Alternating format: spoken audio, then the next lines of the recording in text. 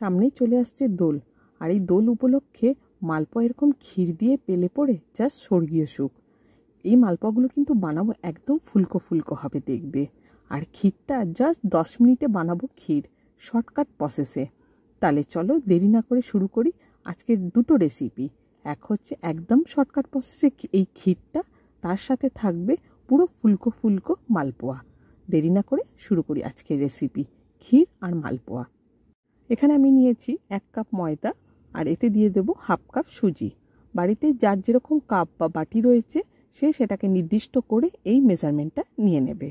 আর এতে দিয়ে দেব সামান্য মৌরি, আর দিয়ে দেব মিষ্টি মানে চিনি। চিনিটা যে যেরকম মিষ্টি খাবে সেরকম আন্দাজ মতো দিতে হবে। এবার আমি এই সমস্ত উপকরণগুলোকে একসাথে মাখিয়ে নেব একটু জল দিয়ে। জলটা আমি মেজারমেন্টটা বলে দিই। এখানে আমি 1 কাপ জল দিয়েছি আর 1/2 কাপ দুধ দিয়েছি। তোমরা যদি ভাবো পুরোটা দুধ দিয়ে মাখাবে তাহলে 1.5 কাপ কিন্তু দুধ এতে লাগবে। এখনও পর্যন্ত আমি যা যা মেজারমেন্ট দিলাম এটা কিন্তু সঠিকভাবে সবাই যদি নিতে পারো তাহলে কিন্তু তোমরাও বানাতে পারবে ফুলকো ফুলকো একেবারে মালপোয়াগুলো।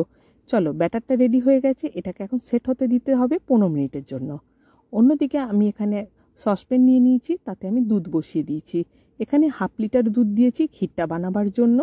অন্যদিকে একটা বাটি নিয়েছি, বাটির মধ্যে নিয়ে নেব কিছু সামগ্রী, যেমন হচ্ছে 2 টেবিল স্পুনের মতো দেব এখানে গুঁড়ো দুধ, 1/2 টিস্পুনের মতো দিয়ে দেব কর্নফ্লাওয়ার।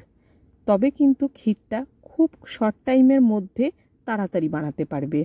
এখানে গরম দুধটা দিয়ে এই সমস্ত উপকরণগুলোকে ভালো করে মিশিয়ে নিতে হবে। কোনো প্রকারে যেন লাম্পস না থাকে, তাহলে কিন্তু ক্ষীরটা মোলায়েম হবে না। এখন দেখো আমার এখানে দুধটা গরম হয়ে এসছে, এবার ফুটছে। এই অবস্থাতে দিয়ে দিতে হবে এই যে মিশ্রণটা বানিয়েছি সেটা। এটা দিয়ে মোটামুটি 5 থেকে 7 মিনিট আমি ফোটাবো। আর এতে আমি দিয়ে দেব কিছুটা কেশর। কেশরটা দিলে পরে বেশ কালারটা হালকা ইয়েলো আসে, আর কিন্তু ক্ষীর বেশ ব্যাপারটা সুন্দর দেখায়। এবার ভালোভাবে আমি নেড়ে নিচ্ছি যতক্ষণ না ঘন হয়ে আসছে। খুব বেশি ঘন করব না, কারণ ঠান্ডা হয়ে গেলে কিন্তু ক্ষীর আরও বেশি জমাট বেঁধে যাবে। মোটামুটি হালকা দেখো এই রকম যখন গাঢ় হয়ে আসবে, ঠিক এই অবস্থাতে গ্যাসটাকে অফ করে দিতে হবে। দিয়ে এটাকে আমি এবার ঠান্ডা হতে দেবো। দেখো কতটা গাঢ় হয়ে গেছে অলরেডি। তাহলে হলো তো, জাস্ট 10 মিনিটের মধ্যে কিন্তু আমাদের ক্ষীর রেডি হয়ে গেল। এটাকে এখন পাশে রেখে দেব, দিয়ে আমরা মালপোয়াগুলোকে ভেজে নেব। মালপোয়াটা ভাজার জন্য ফ্রাইং প্যানে তেল নিয়েছি, তবে তেলটা কিন্তু খুব ভালোভাবে গরম করতে হবে, দিয়ে মালপোয়াগুলোকে ছাড়তে হবে। তাহলে দেখবে মালপোয়াগুলো বেশ একদম ফুলো ফুলো হবে। দেখো কতটা ফুলেছে মালপোয়াগুলো, একদম বেশ ডাবল হয়ে গেছে। এবার আমি একটু জোরে আঁচ করে মালপোয়াগুলোকে লাল লাল করে ভেজে নেব।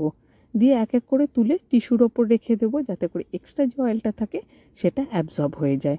এভাবে প্রত্যেকটা মালপোয়া ভেজে নেবো। আর দেখো প্রত্যেকটা মালপোয়া কিন্তু বেশ ফুলেছে।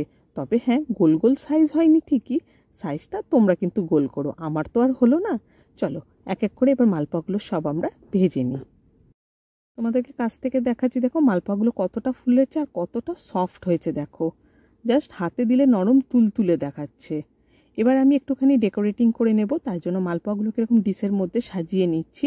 দিয়ে আমি এর মধ্যে যে ক্ষীরটা বানিয়েছিলাম ওই ক্ষীরটাকে ছড়িয়ে দেব, যাতে করে বেশ মালপোয়াগুলো একটু বেশ জুসি হয়।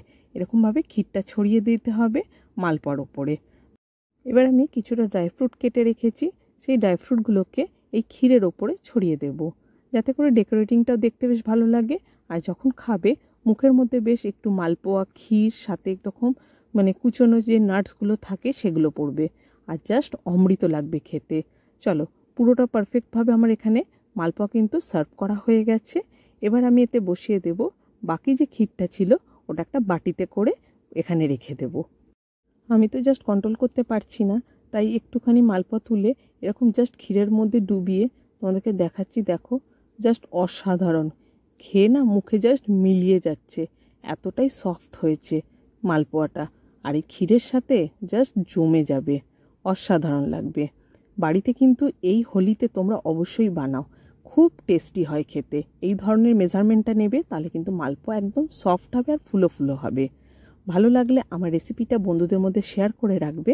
আর আমার চ্যানেলে যারা নতুন নতুন রয়েছে চ্যানেলটাকে সাবস্ক্রাইব করে নাও।